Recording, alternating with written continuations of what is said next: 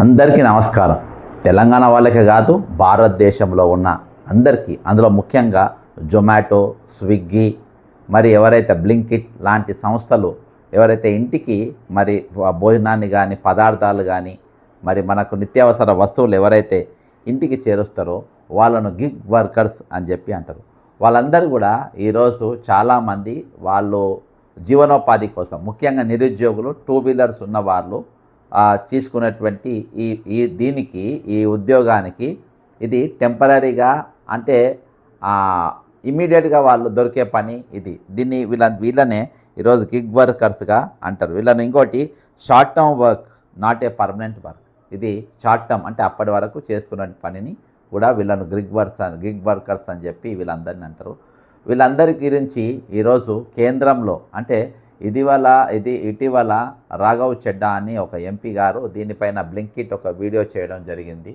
అంతేకాకుండా ఈరోజు దానిపైన కేంద్ర ప్రభుత్వంలో, అంటే దానివల్లనే కాదు, ఆల్రెడీ బ్లింకిట్ వాళ్ళు చాలామంది ఎవరైతే గిగ్ వర్కర్స్ ఉన్నారో వాళ్ళు చేస్తున్నటువంటి ఒక ఉద్యమం, దానికి ఒక ప్రత్యేకమైన సంఘం కానీ జాతీయ స్థాయిలో ఏది లేనప్పటికీ ఈరోజు ప్రభుత్వం వాళ్ళ దృష్టికి వెళ్ళేటట్టుగా వీళ్ళు రెగ్యులర్గా సోషల్ మీడియా ద్వారా వాళ్ళు ఎదుర్కొంటున్న సమస్యలపైన, వాళ్ళకి యాక్సిడెంట్ అయినప్పుడు కానీ, ఆరోగ్యం బాగలేనప్పుడు కానీ, లేకుంటే వాళ్ళకున్న పర్సనల్ సమస్యలు, అంతేకాకుండా ఈరోజు లేబర్ కమిషన్ బట్టి ఏదైతే లేబర్ కమిషన్ రూల్స్ ప్రకారం, లేబర్ యాక్ట్ ప్రకారం వాళ్ళ ఇవ్వాల్సిన మన కమిషన్లు వాళ్ళకి ఇవ్వకుండా ఈరోజు వాళ్ళకి పనిభారం మీద ఇలాంటి వాళ్ళకు కూడా ఈ భారతదేశంలో వాళ్ళు కూడా ఈ భారత పౌరులు, వాళ్ళకు అందరికీ ఉన్నట్టుగానే వాళ్ళకు కూడా ఈరోజు హక్కులు ఉంటాయి. కాబట్టి హక్కులు వాళ్ళకు కూడా కలగాలని ఉంది అని చెప్పి ఈరోజు కేంద్ర ప్రభుత్వం ఒక చట్టం రూపొందిస్తుంది. ఒక డ్రాఫ్ట్ అనేది మాత్రం ప్రిపేర్ అవుతుంది.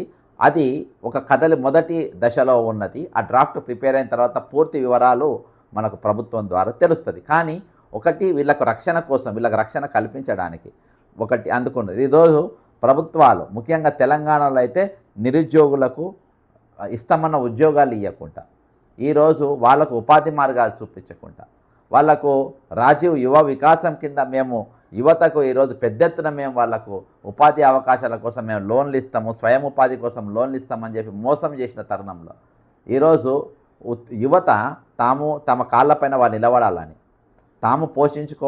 తమను తాము పోషించుకోవడం, తద్వారా కుటుంబాలను కూడా వాళ్ళకు ఆసరాగా ఉండాలి, కుటుంబం పైన భారం పడొద్దని ఈరోజు నిరుద్యోగులు కొంతమంది కోచింగ్ తీసుకుంటా, కొంతమంది ఫుల్ టైమ్గా, కొంతమంది పార్ట్ టైమ్గా ఈ దినము ర్యాపిడో కానీ, ఊబర్ లాంటి ఇలాంటివి అనేకమైనది ఏవైతే రైడర్స్ లెక్క వీళ్ళుంది ఈరోజు పనిచేస్తూ ఉండరు.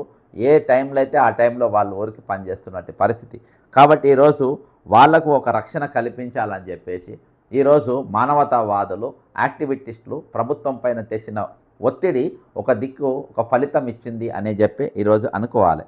ఈరోజు అన్ని గిగ్ వర్కర్స్ మరియు డెలివరీ పార్ట్నర్స్ వాళ్ళందరూ కూడా ఈరోజు నేను ఈ సందర్భంగా హృదయపూర్వకంగా వాళ్ళకు అభినందన తెలుపుకుంటున్నా.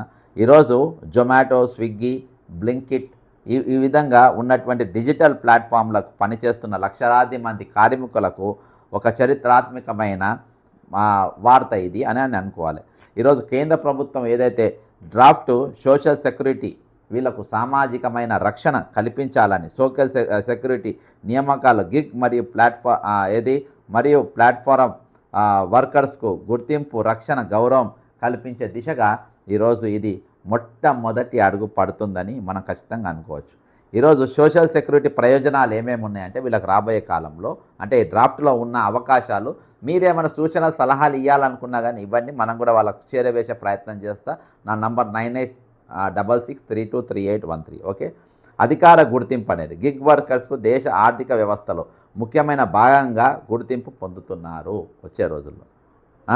సోషల్ సెక్యూరిటీ ప్రయోజనాలు, ఇన్సూరెన్స్, పెన్షన్, సంక్షేమ పథకాల అవకాశాలు.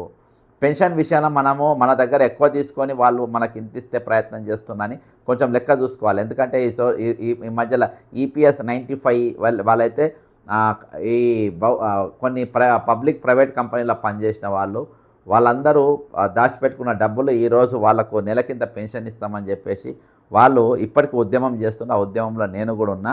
వాళ్ళకి రాలేదు. కానీ పెన్షన్ విషయంలో మన దగ్గర తీసుకుంటారా, డైరెక్ట్ వాళ్ళు ఇస్తారా అనేది మనం ఆలోచన చేయాలి. దాని మీద మనం కూడా ఒక సూచన సలహాలు ఇవ్వాల్సిన అవసరం ఉంది. చట్టపరమైన రక్షణ, ప్లాట్ఫారంలో బాధ్యతను నిర్ధారించే విధానం, గౌరవం మరియు న్యాయం, వర్కర్లకు సముచితమైన గౌరవం మరియు న్యాయమైన పని పరిస్థితులు కలవాలి. చాలా కాలంగా గిగ్ వర్కర్స్ ఎదుర్కొంటున్న ముఖ్యమైన సమస్యలు వాళ్ళకేమనంటే ఉద్యోగ భద్రత అనేది లేదు వాళ్ళకు, ఆరోగ్యం మరియు ప్రమాద బీమా లేదు. ఈరోజు పొద్దుగాల మాకు ఒక ఆయన వచ్చింది ఇంటికి, బ్లింకిట్ ఆయన, ఒక డెలివరీ చేయడానికి వచ్చింది. ఇటీవల ఒక ఆయనకు యాక్సిడెంట్ అయిందంట. ట్రీట్మెంట్ వాళ్ళు ఇప్పిస్తలేరంట, మీరే పెట్టుకోవాలని చెప్పిందంట. అటువంటి విషయాలు, చట్టపరమైన రక్షణ, అర్థమైందా, స్థిరమైన ఆదాయం, ఆరోగ్యం మరియు ప్రమాద బీమా లేకపోవడం, స్థిరమైన ఆదాయం లేకపోవడం, చట్టపరమైన రక్షణ లోపం, ప్లాట్ఫారంలో వారి గొంతుక వినకపోయినా ఈ దేశ ప్రజలు మరియు ప్రభుత్వం వారి పక్షాన నిలిచాయి.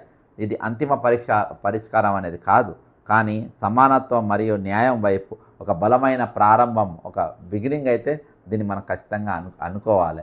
ఈరోజు వీళ్ళు సమాజంలో ఒక భాగము, వీరు వారి ఉద్యోగం కోసం, ఈరోజు వాళ్ళందరూ కూడా చాలామంది వెల్ క్వాలిఫైడ్ ఉన్నారు, మంచి వాళ్ళకు ఏదో ఒక టాలెంట్ ఉంటే తప్ప ఇందులో ఏంది ఆషామాషిగా కూడా ఇయ్యనికి ఏం లేదు, ఎవరికి పడితే వాళ్ళకి ఇయ్యనికి లేదు.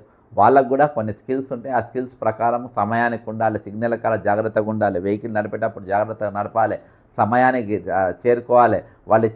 వాళ్ళు ఏదైతే వస్తువు తీసుకుపోతుందో ఆ వస్తువును పాడు చేయకుండా, అది డెమాలిష్ కాకుండా, ఎక్కడ కూడా దానికి ఎటువంటి అభద్రత దానికి కలగకుండా, అది ఎక్కడ కూడా అది విరిగిపోకుండా జాగ్రత్తగా డ్యామేజ్ కాకుండా తీసుకుపోవాల్సిన బాధ్యత ఈరోజు ఈ గిగ్ వర్కర్స్ పైన ఖచ్చితంగా ఉందని చెప్పుకోవాలి. కాబట్టి ఈరోజు వీళ్ళతోని సమాజం నిలబడ్డది, ప్రభుత్వం కూడా నిలబడుతుంది. ప్రభుత్వం వీళ్ళకి ఖచ్చితంగా మంచి గుర్తింపు ఇస్తారని చెప్పేసి నేను భావిస్తూ ఉన్నా. ఖచ్చితంగా వాళ్ళతో మనం కూడా నిలబడతాం, వాళ్ళకు మద్దతుగా ఉంటాం. మీరేమైనా సలహాలు సూచనలు ఇవ్వాలంటే ఖచ్చితంగా ఇవ్వాలని కోరుకుంటూ సెలవు తీసుకుంటున్నా. జై తెలంగాణ, అమరవీరులకు జోహార్లు.